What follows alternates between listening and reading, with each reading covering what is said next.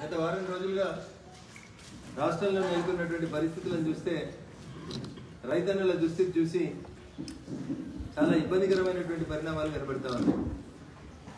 రైతుల గురించి మాట్లాడాల్సినటువంటి రాష్ట్ర ముఖ్యమంత్రి తనకు తెలుగు భాష మీద ఉన్నటువంటి ప్రావీణ్యాన్ని ఉపయోగించి కనీసం వీధి పోరాటాలు జరిగే దగ్గర గల్లీలలో కూడా మాట్లాడినటువంటి భాషను తీసుకొని వచ్చి ఒక ముఖ్యమంత్రి గారు ప్రగతి భవన్లో ప్రెస్ మీట్ పెట్టి నానా దుర్భాషలు ఆడుతున్నారంటే అది దేనికి సంకేతం అనేది ఒకసారి ప్రజలు ఆలోచించాలి.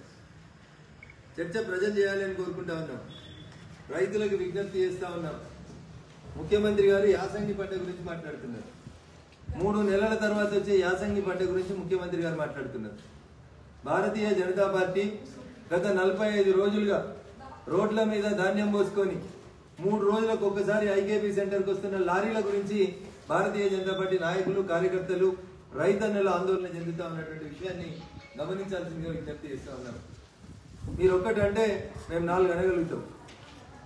కానీ భారతీయ జనతా పార్టీ అంటేనే సభ్యత సంస్కారం కలిగినటువంటి ఒక పార్టీగా ముఖ్యమంత్రి అనేటువంటి కుర్చీకి గౌరవాన్ని ఇస్తూ భారతీయ జనతా పార్టీ గల్లీ నుంచి ఢిల్లీ వరకు ఉన్నటువంటి నాయకులందరూ కూడా సంస్కారవంతంగా మాట్లాడుతూ ఉన్నారు. మీరు మతం మీద చర్చించుదామంటే మేము సిద్ధంగా ఉన్నామని చెప్తా ఉన్నాం. కరెంటు మీద చర్చించుదామంటే మేము చర్చించడానికి సిద్ధంగా ఉన్నాం.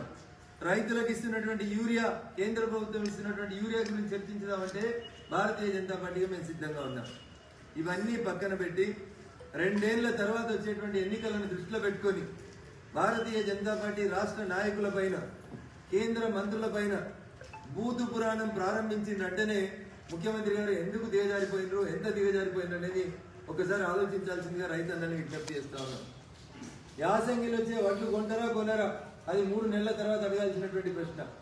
మేము అడుగుతున్నాం, ఇయ్యాల కళ్ళంలో ఉన్న వడ్లు కొంటవా కొనవా?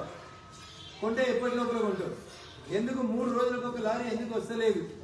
ఎందుకు కావాలని ఐకేపీ సెంటర్లని మీరు నిర్వీర్యం చేస్తున్నారు అనేది ప్రజలకు చెప్పాలని భారతీయ జనతా పార్టీగా మేము డిమాండ్ చేస్తా ఉన్నాం.